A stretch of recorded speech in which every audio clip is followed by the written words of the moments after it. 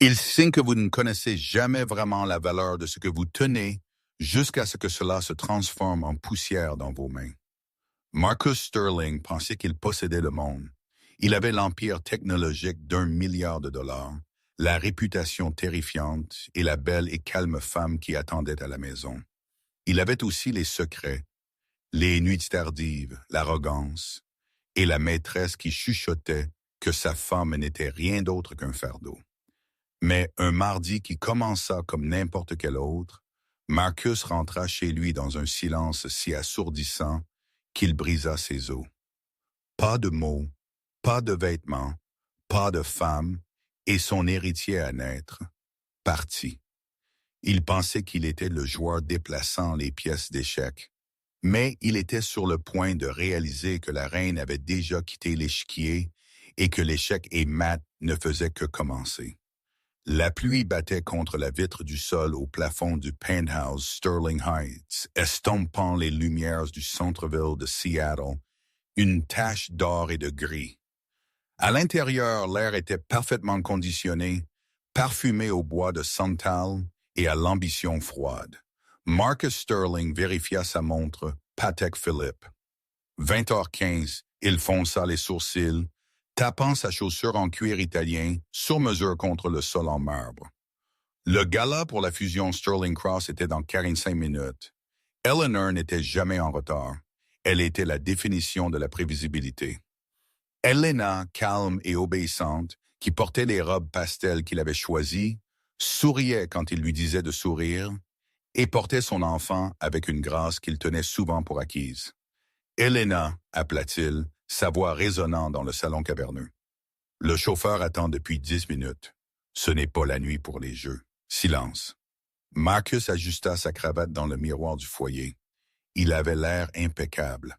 À 38 ans, il était le plus jeune PDG du secteur, un requin en costume qui avait dévoré des concurrents 2 fois plus grands que lui. Il n'avait pas de patience pour les retards domestiques. Il sortit son téléphone et envoya un SMS rapide à Chloé. Elle traîne, probablement en train de pleurer à propos de ses chevilles enflées encore. « Je serai là bientôt. Gardez le champagne au frais. » Il sourit d'un air suffisant à la réponse immédiate de Chloé. « Laissez-le là. Vous avez meilleure allure en solo de toute façon. » En fourrant le téléphone dans sa poche, Marcus monta en trombe l'escalier flottant. « Elena, j'entre. Si vous n'êtes pas habillée, nous partons sans vous. » Il poussa les doubles portes de la chambre principale. Il s'attendait à la voir assise sur le bord du lit, peut-être luttant avec une fermeture éclair ou pleurant doucement, sur une insulte perçue qu'il avait livrée au petit déjeuner. Il était prêt à soupirer, à offrir des excuses à moitié et à la faire sortir par la porte. Mais la pièce était sombre.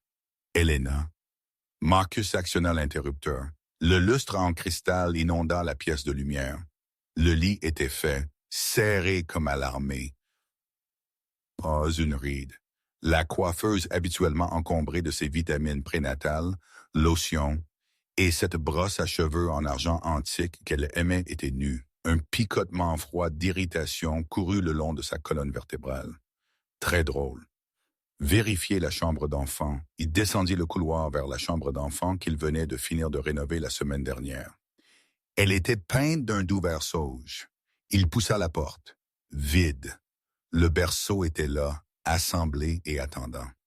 Mais la chaise à bascule, partie. La pile de couverture faite à la main qu'elle avait passé des mois à tricoter, partie. Le mobile avec les petites étoiles en bois, partie. L'irritation se transforma en quelque chose de plus froid. Confusion. Il courut vers la chambre principale et ouvrit brutalement son dressing. Il était vidé. Ce n'était pas seulement que ses vêtements étaient partis, c'était comment ils étaient partis. Il n'y avait plus de cintre et un fil de fer sur le sol. Pas de chaussures égarées jetées dans un coin. Les étagères étaient nettoyées. C'était comme si Elena Sterling n'avait jamais existé. « Qu'est-ce que l'enfer ?» Marcus murmura.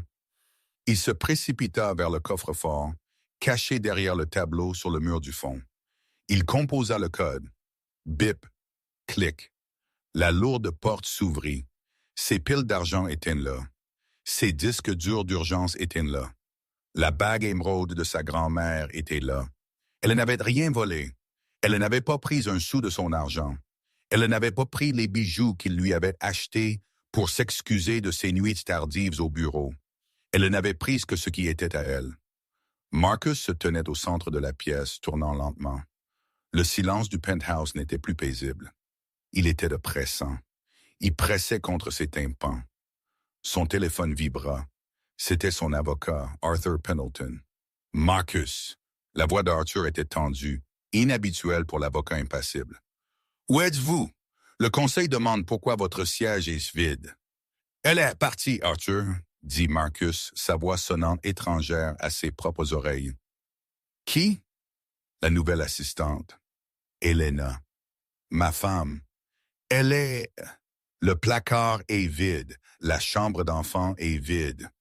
Il y eut une pause sur la ligne. Marcus, arrêtez de plaisanter. Vous avez la signature de la fusion dans 1 heure. Je ne plaisante pas, rugit Marcus, la panique brisant enfin son arrogance. Elle n'a pas laissé de mots.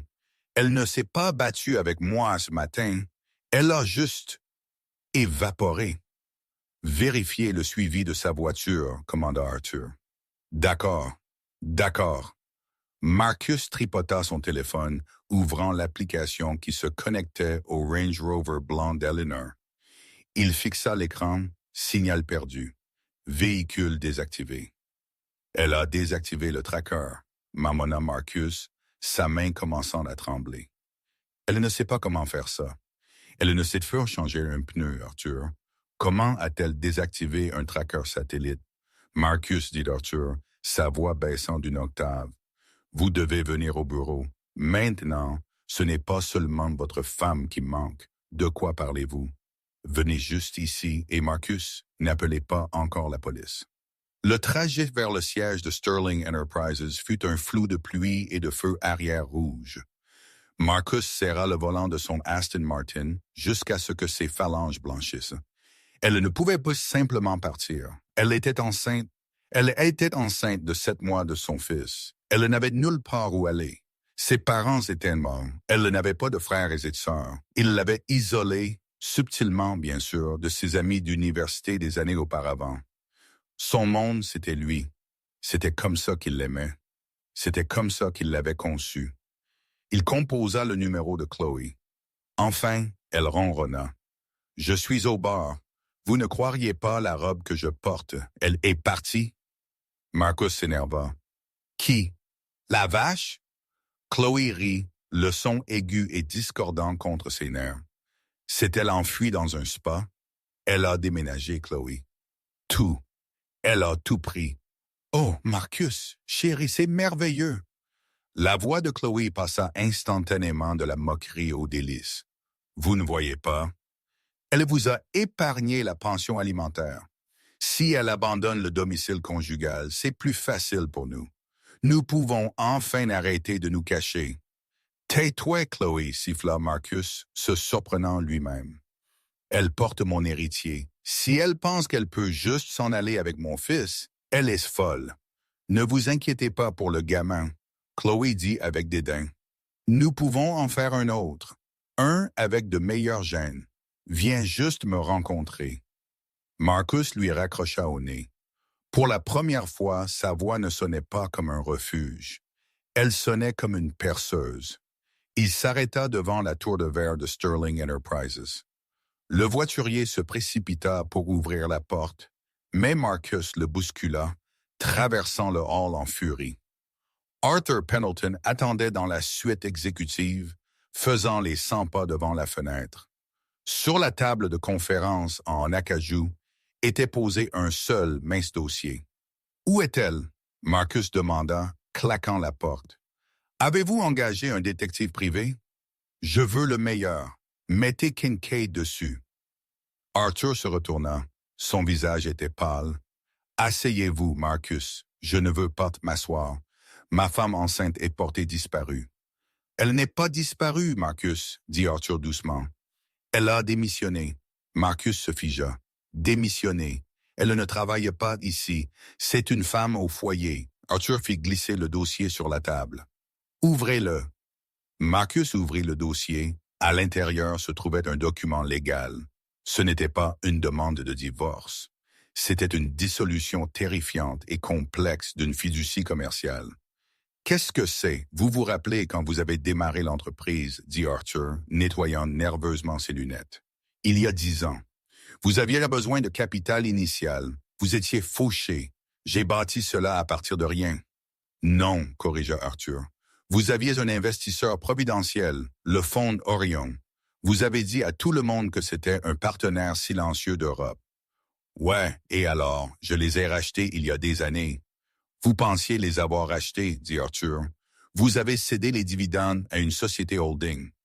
Mais les droits de vote, l'intérêt majoritaire dans la propriété intellectuelle pour la nouvelle puce Apex que vous êtes sur le point de lancer, cela appartient toujours à Orion. Qu'est-ce que cela a à voir avec Helena? » Arthur pointa la signature au bas du document. Marcus regarda. Sa respiration se bloqua dans sa gorge. La signature n'était pas un gribouillis. C'était une cursive élégante, bouclée. Helena Marie Sterling, fiduciaire d'Orion. Helena est Orion. Marcus murmura. Ça, c'est impossible. Elle tricote des couvertures. Elle regarde des émissions de cuisine. Elle ne sait pas ce qu'est une action avec droit de vote. Elle était d'Orion tout ce temps. Marcus, dit Arthur sombrement. Son héritage de sa grand-mère. Elle ne vous a jamais dit le montant. Elle l'a juste investi en vous. Parce qu'elle croyait en vous? Marcus s'effondra dans la chaise en cuir. La pièce tourna. La femme timide et tranquille qui lui apportait du café et lui frottait les épaules quand il était stressé. Elle le possédait. Lisez la lettre, dit Arthur. Il y avait un morceau de papier à en-tête crème agrafé à l'arrière. Marcus reconnut l'écriture immédiatement. Marcus, j'ai attendu. J'ai attendu que l'homme que j'ai épousé revienne. Mais l'homme qui a bâti cette entreprise avec mon aide est mort. Il a été remplacé par un homme qui trompe sa femme enceinte avec sa propre colocataire d'université. La tête de Marcus se redressa brusquement. Chloé. Elle sait pour Chloé. Oui, je sais pour Chloé Vance, continua la lettre.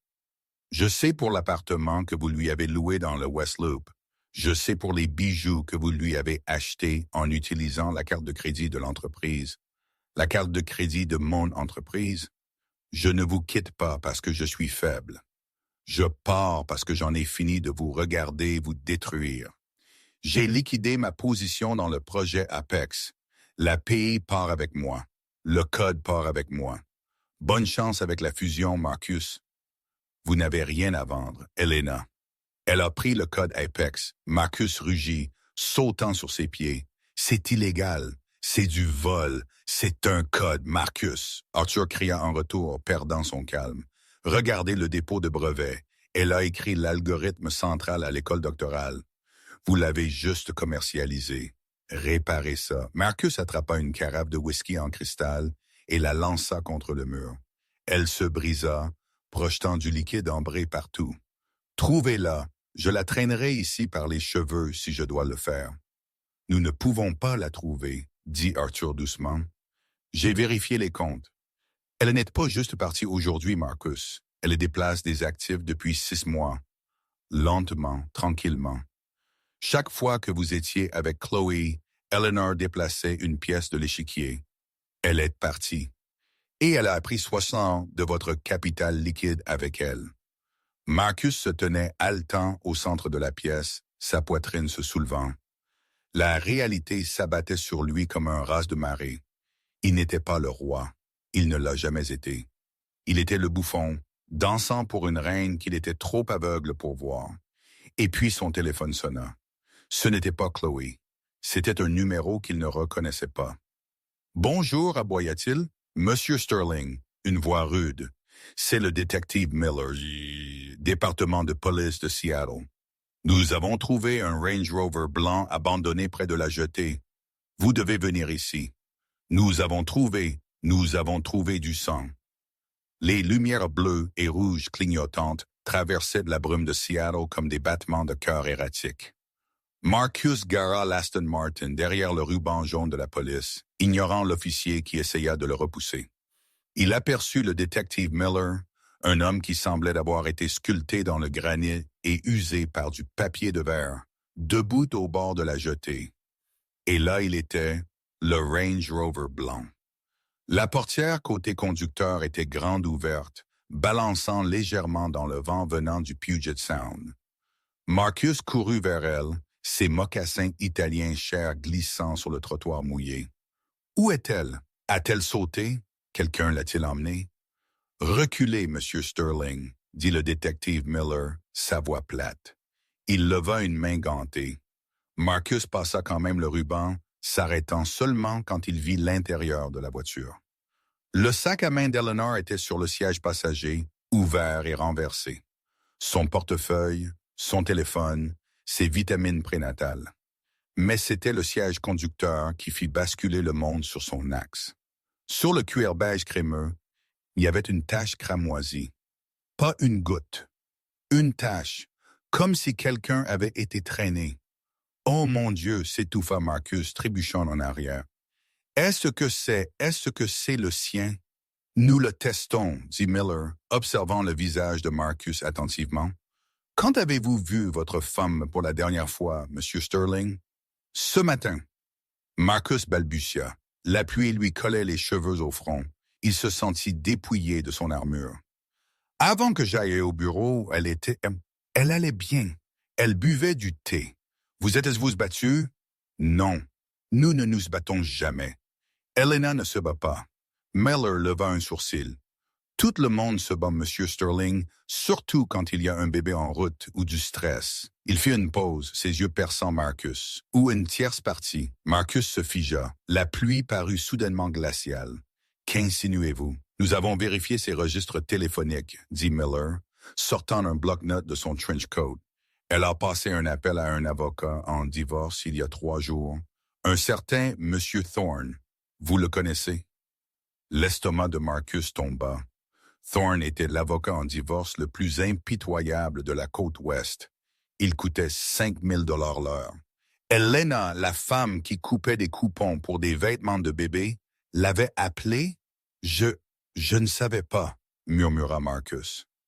Et, continua Miller, nous avons trouvé un message texte envoyé à son téléphone à 4 heures aujourd'hui d'un numéro enregistré au nom d'une Chloe Vance.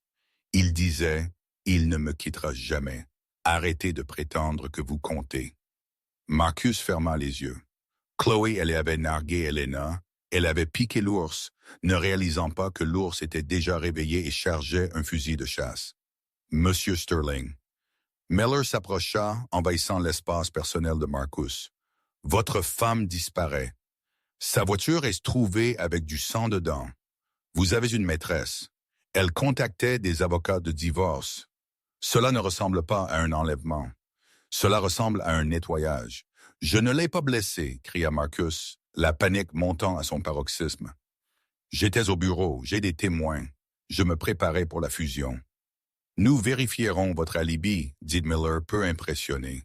Mais pour l'instant, j'ai besoin que vous remettiez votre passeport. Vous êtes une personne d'intérêt. Marcus fixa l'eau sombre du détroit. Les vagues s'écrasaient contre la jetée, noire et impitoyable. Elle a planifié cela, chuchota une voix dans sa tête. Le sang, la voiture, le texte de Chloe. Elle a mis en scène. Mais alors qu'il regardait le sang à nouveau, une once de doute perça sa colère. Et si elle n'avait pas planifié cette partie? Et si quelqu'un d'autre l'avait trouvée? Et si son arrogance l'avait laissé vulnérable à de vrais loups? Trouvez-la, siffla Marcus, se détournant. Trouvez-la juste. Le titre du lendemain matin fut brutal. Milliardaire suspect, femme enceinte, disparaît au milieu de rumeurs de liaison. Marcus était assis dans sa cuisine, fixant la tablette. L'action de Sterling Enterprises avait chuté de 18% en préouverture. Le conseil avait convoqué une réunion d'urgence pour discuter de la stabilité du leadership. La porte d'entrée sonna. Marcus leva les yeux, espérant, priant que ce soit Elena, espérant qu'elle entrerait, mouillée et froide, et lui dirait que tout était une erreur. Il la pardonnerait même le sabotage commercial. Il voulait juste que le silence cesse. Il ouvrit la porte, c'était Chloé. Elle portait un imperméable rouge vif et tirait 2 énormes valises Louis Vuitton.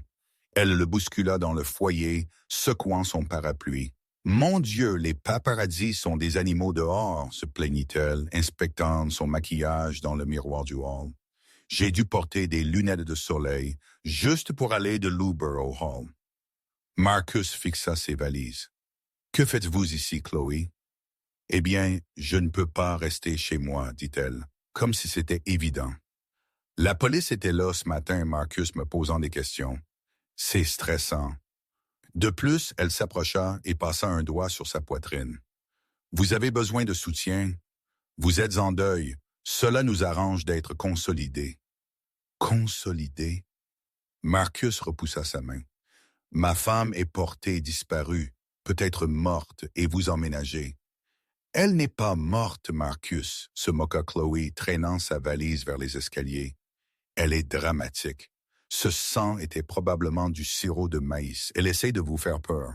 Ne la laissez pas gagner. » Elle commença à hisser son sac dans les escaliers vers la chambre principale. « Où allez-vous? » Marcus aboya. « La principale, » rappela Chloé. « Je ne dors pas dans la chambre d'amis. Je suis la future Madame Sterling, n'est-ce pas? » Autant s'y habituer. Marcus sentit une vague de nausée. Il voulait la jeter dehors, il voulait crier, mais il était faible. Il était terrifié d'être seul dans cette maison avec le souvenir d'Eleanor. Alors il la laissa monter. 1 heure plus tard, Arthur Pendleton arriva. Il avait l'air de ne pas avoir dormi.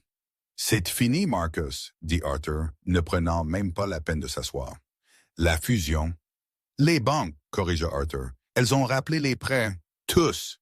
Quand Elena a dissous la fiducie, notre ratio dette-capitaux propre a grimpé en flèche. Nous sommes en rupture d'alliance.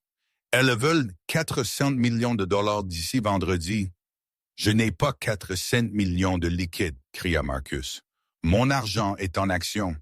L'action qui est actuellement en chute libre parce que le PDG est un suspect de meurtre. » Arthur répondit sèchement. « Vous êtes toxique, Marcus. Les investisseurs se retirent. Le lancement d'Apex est annulé parce que nous n'avons pas les droits de payer à Crash. » Un son de verre brisé vint d'en haut. Marcus et Arthur levèrent les yeux. « Oups !» La voix de Chloé descendit les escaliers. « Marcus, chéri, j'ai fait tomber ce vilain vase sur la table de nuit. Celui avec les fleurs séchées. C'est bon. Je le détestais de toute façon. » Marcus devint blanc. Ce vase n'était pas juste un vase. Il contenait le bouquet séché de son jour de mariage. Eleanor l'avait gardé pendant 7 ans. Il courut dans les escaliers, Arthur le suivant. Dans la chambre, Chloé donnait des coups de pied aux éclats de poterie en un tas avec son talon. Elle avait déjà retiré la couette d'Elena du lit et l'avait remplacée par un plaid à imprimer léopard qu'elle avait apporté. Elle avait ouvert le placard et poussé les costumes de Marcus de côté pour faire de la place pour ses robes flashy. « Chloé, arrête !» cria Marcus. « C'était un accident, » elle fit la moue. « Pourquoi êtes-vous si tendu? Nous sommes libres, Marcus. Nous sommes riches et nous sommes libres. Nous ne sommes pas riches. » Marcus attrapa son bras, la faisant tourner. « Ne m'avez-vous pas entendu? Elle a pris l'argent. Elle a pris l'entreprise. Je suis fauché, Chloé. À moins que je ne la trouve et que je ne la fasse signer ses droits en retour, je ne vaux rien. » Le visage de Chloé changea. Le sourire séducteur disparut, remplacé par un regard dur et calculateur. « Que voulez-vous dire, fauché? » « Je veux dire que les cartes de crédit vont cesser de fonctionner dans environ 1 heure, » dit Marcus, sa voix tremblant de rage. « Je veux dire que ce penthouse est hypothéqué au maximum et la banque vient pour lui. » Chloé retira son bras. Elle regarda la valise à moitié déballée. Elle regarda Marcus, le regarda vraiment, se dépouillant du titre de PDG et voyant l'homme désespéré en dessous. « Eh bien, dit-elle, sa voix glaciale, cela change les choses. Vous avez dit que vous m'aimiez, » Marcus murmura. J'aime le style de vie, Marcus, elle cracha. Je ne me suis pas inscrite pour être une infirmière pour un suspect de meurtre en faillite. Avant que Marcus ne puisse répondre, son téléphone sonna. C'était un numéro bloqué. Il le fixa. Une étrange sensation l'envahit. Il répondit sur haut-parleur. « Bonjour. Bonjour, Marcus. » La voix était douce, mélodique, inimitable. C'était Eleanor. La pièce devint silencieuse. Chloé se figea. Arthur s'approcha. « Eleanor? » Marcus respira. « Eleanor, où êtes-vous? La police a trouvé du sang. Êtes-vous blessé? Le sang est facile à acheter, Marcus, dit-elle, sa voix dépourvue de la chaleur dont il se souvenait. Une boucherie à Pike Place Market. Du sang de porc, très convaincant sur le cuir. « Eleanor, s'il vous plaît, » Marcus supplia, des larmes lui piquant les yeux. « Rentrez à la maison. Nous pouvons arranger ça. »« Le bébé va bien, dit-elle. Il donne des coupes de pied en ce moment. Il sait que son père ne vient pas. »« Arrêtez ça, » Marcus cria. « Vous me détruisez. L'entreprise s'effondre. »« Je sais, » Elena dit calmement. « Je regarde le cours de la bourse en ce moment. C'est beau, n'est-ce pas? La façon dont la gravité fonctionne. »« Que voulez-vous? » Marcus demanda. « De l'argent. Vous l'avez tout pris. Que voulez-vous de plus? »« Je ne veux pas d'argent, Marcus, » Elena répondit. « Je veux que vous ressentiez ce que j'ai ressenti pendant 7 ans. Je veux que vous vous sentiez petit. Je veux que vous vous sentiez remplaçable. » « Elena, j'ai une condition, » elle interrompit. « Si vous voulez sauver l'entreprise, si vous voulez récupérer les droits de pays, vous devez faire une chose. »« N'importe quoi, » Marcus dit immédiatement. « Nommez-la. »« J'ai envoyé un colis au penthouse, » Elena dit. « Il devrait être à la réception. À l'intérieur se trouve une seule enveloppe. Ouvrez-la. Lisez-la en direct sur votre flux Instagram. À vos millions de followers, faites ça. Et peut-être que je ne laisserai pas la banque prendre les clés. Qu'y a-t-il dans l'enveloppe? La vérité? » Elena dit. « Au revoir, Marcus. » La ligne fut coupée. Le colis était lourd. C'était une simple enveloppe Kraft enveloppée dans du papier brun, posée innocemment sur le bureau du concierge de l'immeuble Sterling Heights. Marcus l'attrapa comme si c'était une bombe. De retour au penthouse, l'atmosphère était toxique. Chloé faisait les 100 pas, faisant défiler les annonces immobilières sur son téléphone, cherchant clairement un plan de secours. Arthur était assis, la tête dans les mains. « Ouvrez-le », Chloé claqua. « Si lire un morceau de papier fait partir la banque de nos dos, faites-le. » Marcus arracha le ruban adhésif. Il en sortit une seule liasse de papier. Ce n'était pas une lettre, c'était un script, et agrafé à l'avant, il y avait un résultat de test de paternité. Marcus scanna le test en premier. Sujet, fœtus masculin à naître. Père, Marcus Sterling. Probabilité, 69%. Elle ne mentait pas à propos du bébé. C'était son fils, son héritier, le seul héritage qu'il lui restait. Il regarda le script. Le titre en haut disait « L'architecte de mon succès ». « Que dit-il » Arthur demanda, levant les yeux. « Elle veut que je me détruise » Marcus murmura, son visage se vidant de sa couleur. « Elle veut que j'admette tout. »« Admettre quoi » Chloé demanda, se penchant par-dessus son épaule. « Que vous êtes un tricheur. Tout le monde le sait, Marcus. C'est tendance sur Twitter en ce moment. » « Non. » Marcus secoua la tête. « Pas l'affaire. L'entreprise. Elle veut que j'admette que je n'ai pas écrit le code Apex. Elle veut que j'admette que c'est elle qui l'a fait. Que c'est elle qui a résolu le bug de chiffrement en 2019. Que c'est elle qui a conçu l'interface. » Les yeux d'Arthur s'écarquillèrent.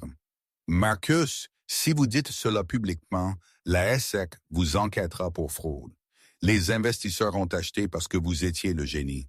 Si vous admettez que vous n'étiez que la façade, vous serez inassurable. Vous ne serez plus jamais PDG.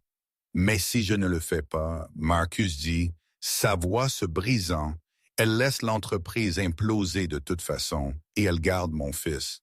Faites-le, Chloé dit instantanément. Marcus se retourna pour lui faire face. L'avez-vous entendu? Je serai ruiné. Mais vous aurez toujours les actions, n'est-ce pas? Chloé calcula froidement. Si l'entreprise survit, les actions viennent de l'argent.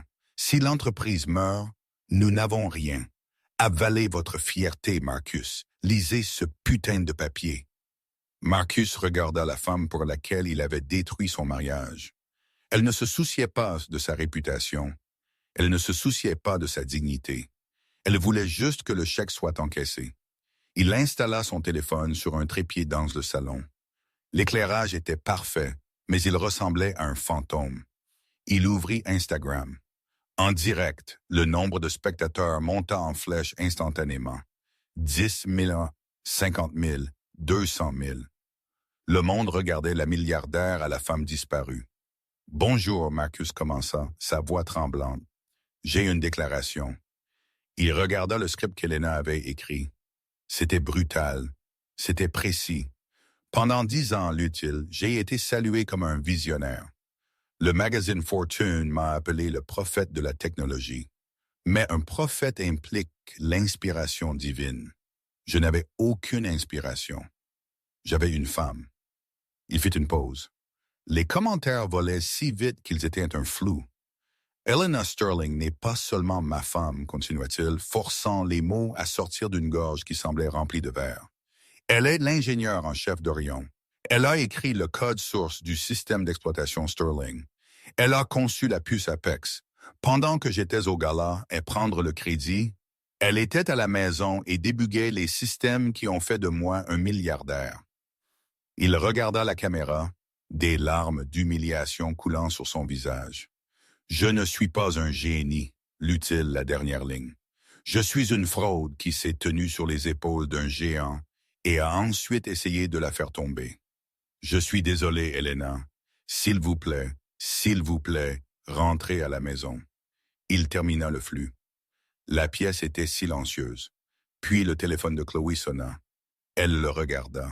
« Eh bien, dit-elle, attrapant son sac à main, c'était pathétique. »« J'ai sauvé l'argent, » râla Marcus. « J'ai fait ce que vous vouliez. »« Vous avez sauvé l'entreprise, » corrigea Chloé.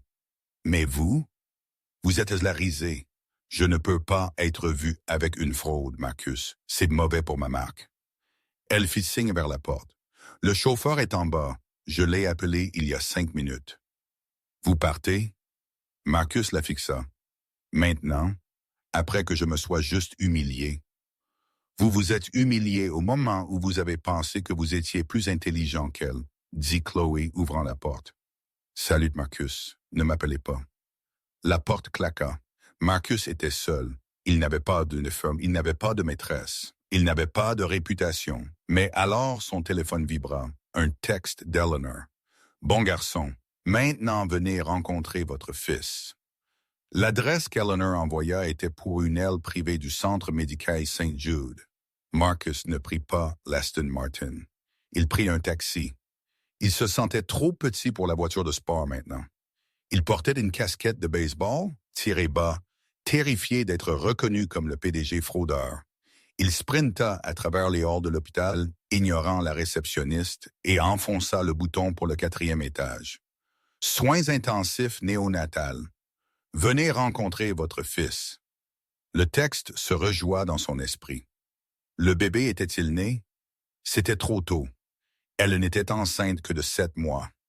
Le stress avait-il provoqué l'accouchement?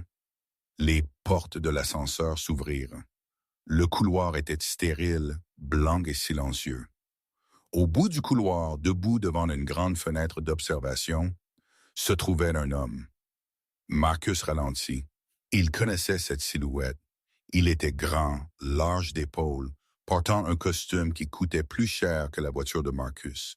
C'était Julian Cross, son plus grand rival, le PDG de Cross Industries, l'entreprise avec laquelle Marcus essayait de fusionner. « Julian !»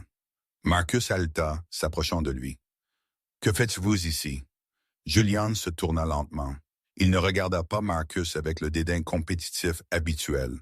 Il le regarda avec pitié. Elle est incroyable, Marcus. Julien dit doucement. J'ai toujours soupçonné quel était le cerveau derrière votre opération. Le code était trop élégant pour une brute comme vous, mais je n'ai jamais su qu'elle était si forte. Où est-elle? Marcus demanda, le bousculant pour regarder à travers la vitre. Et là elle était, Elena était allongée dans un lit d'hôpital, branchée à des moniteurs. Elle avait l'air pâle, épuisée, mais vivante, et dans un incubateur en plastique transparent à côté de son lit, un bébé minuscule et fragile dormait, des fils attachés à sa petite poitrine. Marcus posa sa main sur la vitre. « Mon fils, il est né il y a 3 heures, » Julien dit. « Césarienne d'urgence. Détresse fétale causée par, causée par le stress de son mari installant sa maîtresse chez elle. » Marcus tressaillit. « J'entre. »« Vous ne pouvez pas, » Julien dit, se plaçant devant la porte. « Sortez de mon chemin, Julien. C'est ma femme et mon enfant. » Plus maintenant, Julien dit calmement. Il fouilla dans la poche de sa veste et en sortit un document. Pendant que vous étiez occupé à lire ce script sur Instagram, Eleanor a signé un nouvel accord. Quel accord? Elle a vendu la PI Apex, Julien sourit. À moi. Cross Industries possède maintenant la technologie. Et puisque vous avez juste publiquement admis que c'était à elle de vendre, vous ne pouvez pas poursuivre. Elle vous l'a vendu pour $1, Julien dit. Elle ne voulait pas d'argent, Marcus. Elle voulait de la protection. Dans le cadre de l'accord, Cross Industries lui fournit une protection complète et une représentation légale de haut niveau pour la bataille de garde. Marcus sentit ses genoux lâcher. Il s'affala contre la paroi de verre, glissant jusqu'à toucher le sol. « Où elle l'a donné, » murmura-t-il. « Des millions. Elle a dit que c'était un juste prix à payer pour la liberté, » Julien dit, le regardant de haut. « Et elle voulait s'assurer que quand vous viendriez ici, vous réalisiez que vous n'avez pas juste perdu une femme. Vous avez perdu la guerre. » À l'intérieur de la pièce, Elena bougea. Elle tourna la tête et regarda à travers la vitre. Ses yeux rencontrèrent ceux de Marcus. Il n'y avait pas d'amour en eux. Il n'y avait pas de haine non plus. Il n'y avait juste rien. C'était le regard que vous donnez à un étranger que vous croisez dans la rue.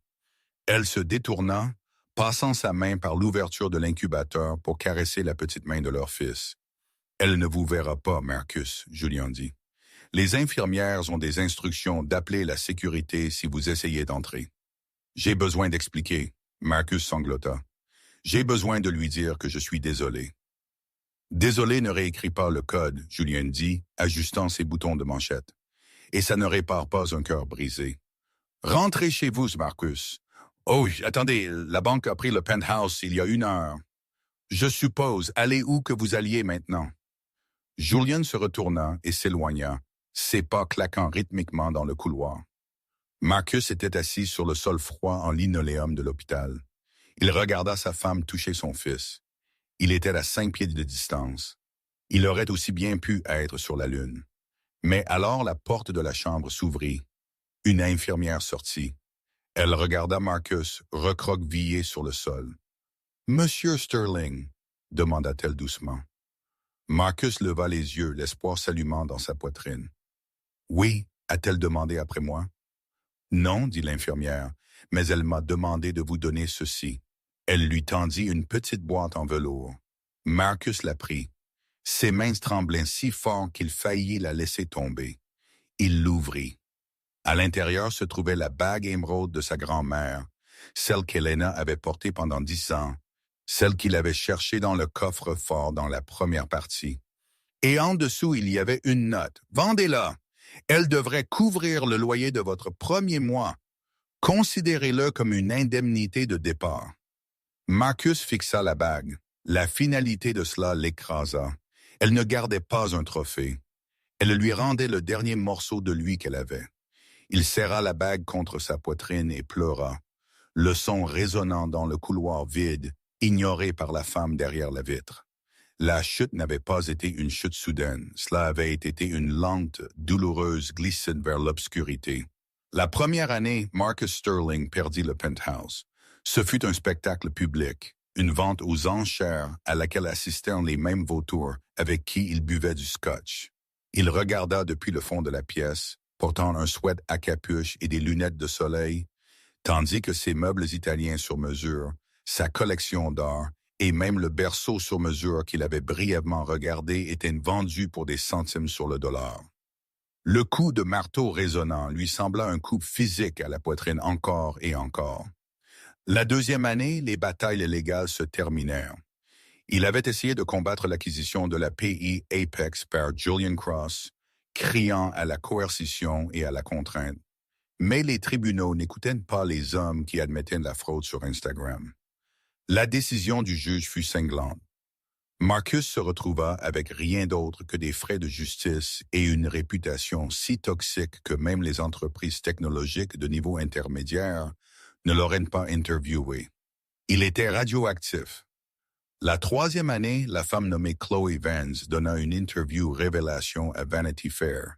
Elle décrivit Marcus comme collant et délirant, se peignant elle-même comme une victime de sa manipulation. Ce fut le dernier clou dans le cercueil de sa position sociale. Maintenant, c'était l'année 5. Le centre de convention de Seattle était une bête caverneuse de verre et d'acier, vibrant du bruit de 30 000 participants. C'était le sommet annuel mondial de la technologie du futur, le Super Bowl de l'industrie.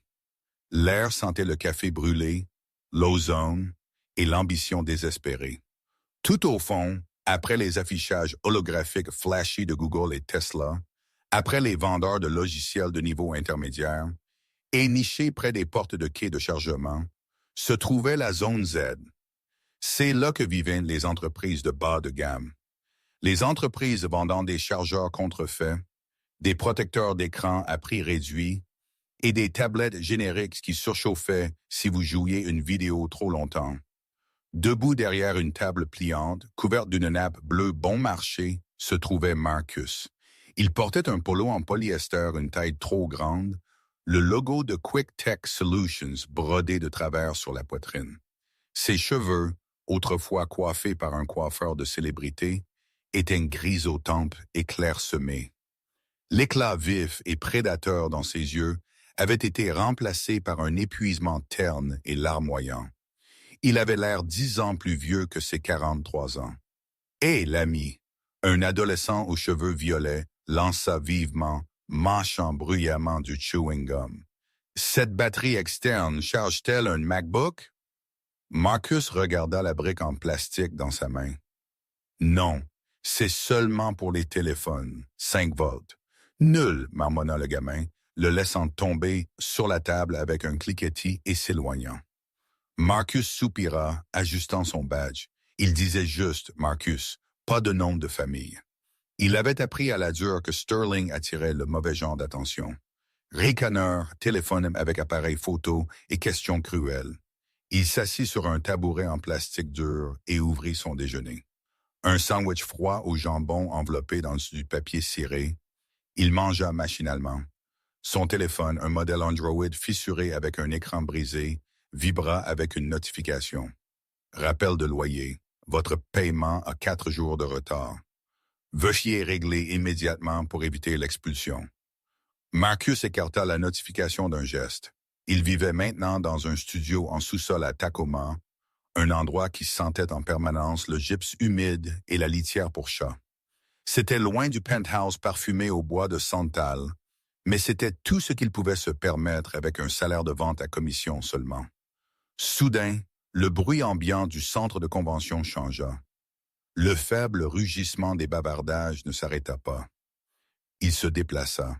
Il devint excité, concentré. Les lumières du plafond dans le hall principal s'atténuèrent, plongeant les zones des vendeurs dans le crépuscule. Une voix retentissante résonna des immenses haut-parleurs au plafond. « Mesdames et messieurs, veuillez vous diriger vers la scène alpha pour notre présentation principale. Aujourd'hui, nous sommes honorés de dévoiler le futur de l'informatique quantique avec l'innovateur de la décennie. » Marcus ressentit une attraction magnétique. Il ne devrait pas quitter son stand. Son manager, un tyran de 25 ans nommé Brad, le renverrait s'il voyait la table sans surveillance. Mais Marcus ne put s'en empêcher. Il savait qui venait. Il se leva, essuyant les miettes de sa bouche, et commença à marcher. Il se déplaça dans la foule comme un fantôme, se faufilant entre les costumes et les passionnés de technologie. Il n'appartenait plus à leur monde, mais il devait voir.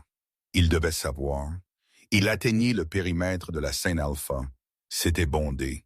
Des milliers de personnes se tenaient épaule contre épaule, leurs visages illuminés par la lueur des immenses écrans 8K qui les dominaient. La voix de l'annonceur atteignit un crescendo. La PDG Dorian Technologies. Veuillez accueillir Elena Sterling. Les applaudissements étaient assourdissants. Ce n'étaient pas des applaudissements polis.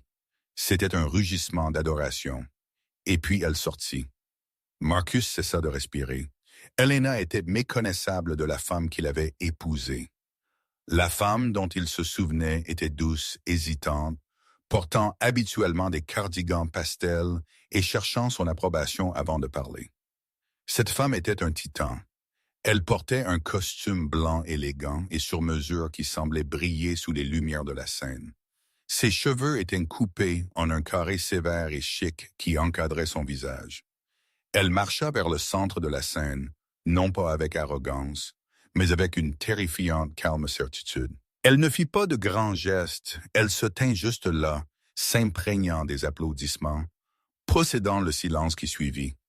Il y a 5 ans, commença Elena, sa voix claire et amplifiée, résonnant dans les os de Marcus. J'étais un fantôme, j'étais le code exécuté en arrière-plan, gardant le système en vie, pendant que d'autres prenaient le crédit pour l'interface. Une vague de rires traversa la foule. Ils connaissaient l'histoire. Tout le monde connaissait l'histoire. Cela avait été le plus grand scandale de l'histoire de la technologie. Mais, continua Elena, marchant lentement, les fantômes ont une perspective unique. Nous voyons les défauts dans l'architecture que les rois sur le trône manquent.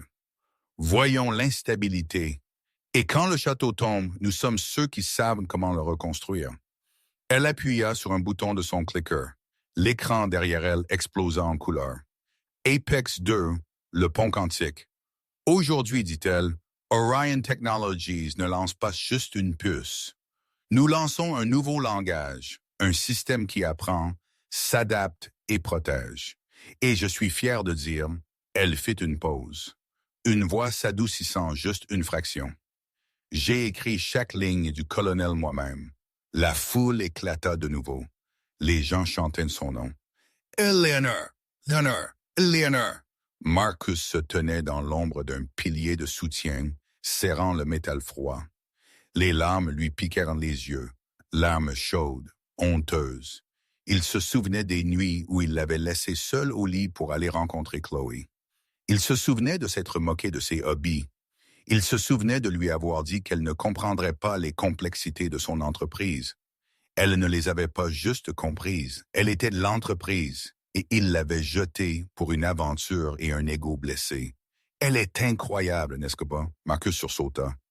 Une jeune femme debout à côté de lui rayonnait vers la scène.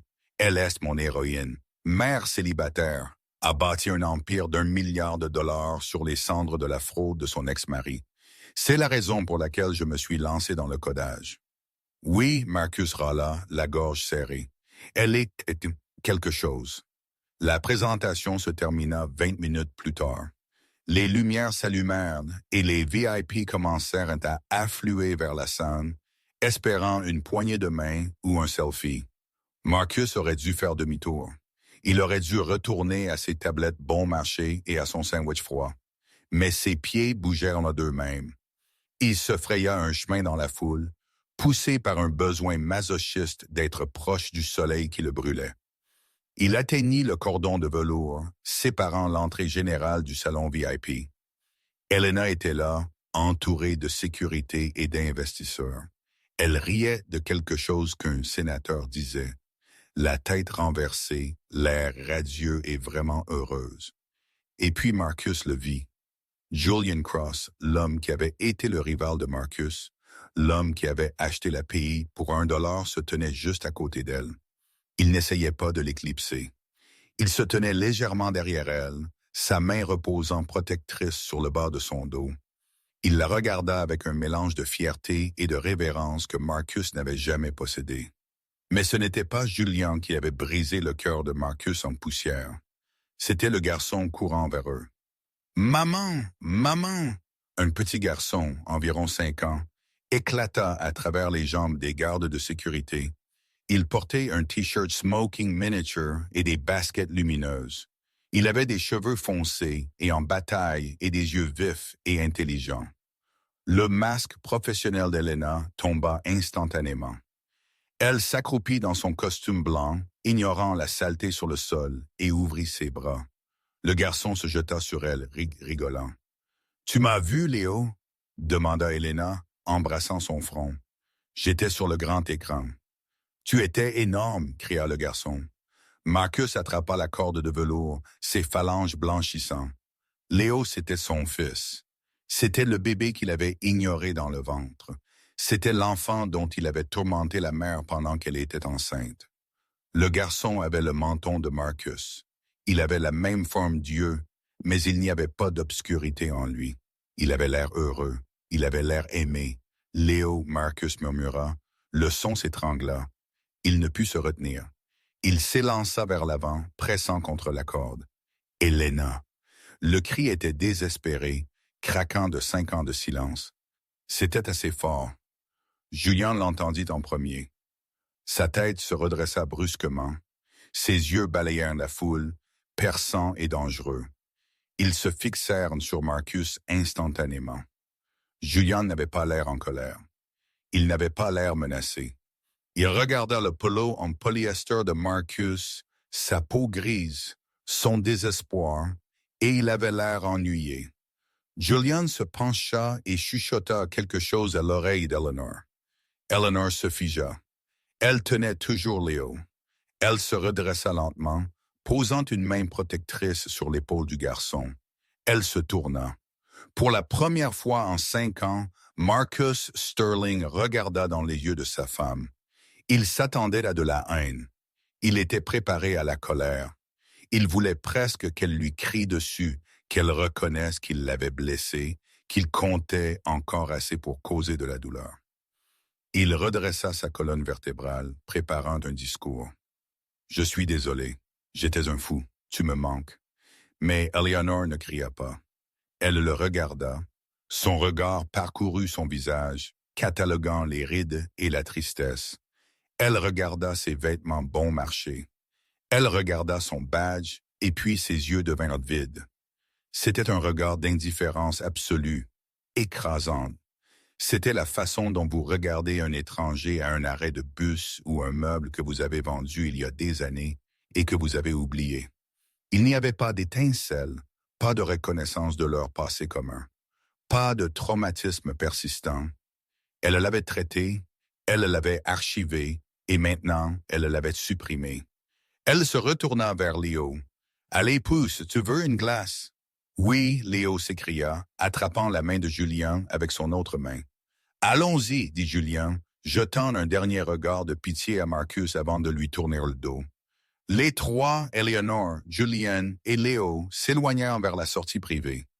Une unité familiale parfaite, bâtie sur les ruines des erreurs de Marcus.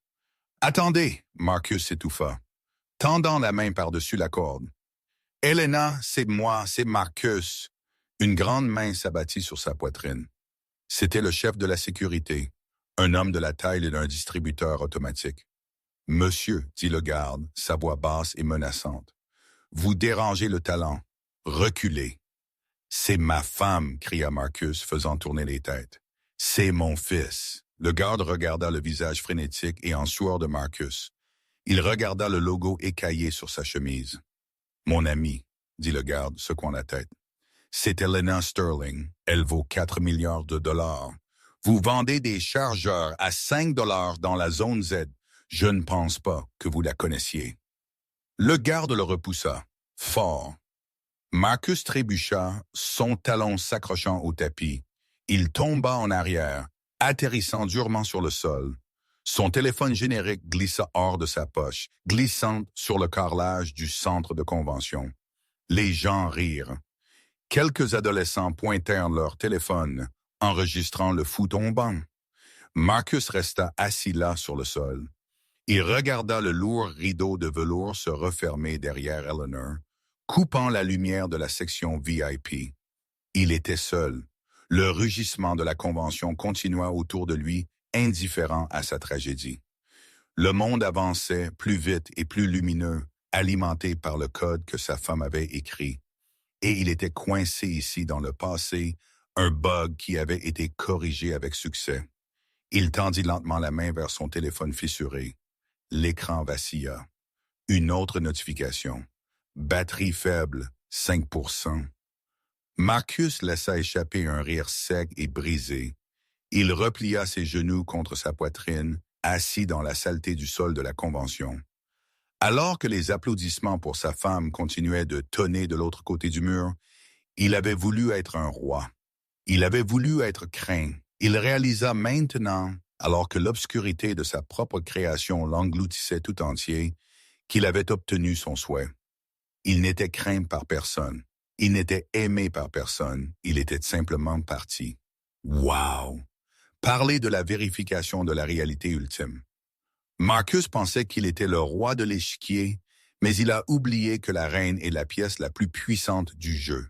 Il a perdu sa fortune, sa réputation et son héritage parce qu'il a pris le silence d'Elena pour de la faiblesse. C'est un rappel brutal que vous ne savez jamais vraiment qui détient les clés de votre succès jusqu'à ce que vous les repoussiez. Et Elena n'a pas juste obtenu vengeance. Elle a obtenu la meilleure vengeance de toutes. Elle est devenue heureuse sans lui. Qu'avez-vous pensé de la décision d'Eleanor de donner la paye à Julian pour $1?